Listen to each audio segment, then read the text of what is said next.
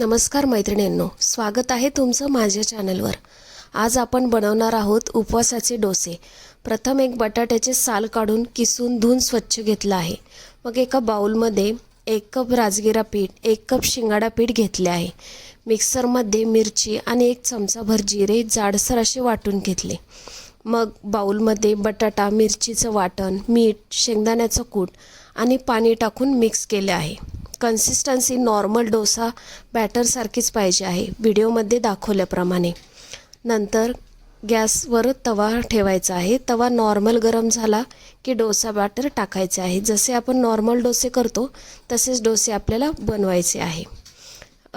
नेहमी आपल्याला आहे ना, उपवासाच्या दिवशी आपण नेहमी खिचडीच खातो। मग म्हटलं आज काहीतरी नवीन ट्राय करावं, त्यासाठी मी हे डोस्याचं म्हणजे एक ट्राय केला, आपण बघू कसं लागतोय तो।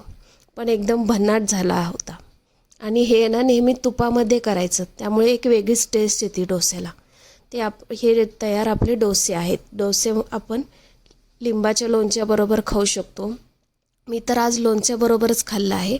तुम्ही दहीबरोबर सुद्धा सर्व करू शकता। आवडला असेल तर माझ्या व्हिडिओला लाईक, शेअर आणि सबस्क्राईब करा। थँक्यू।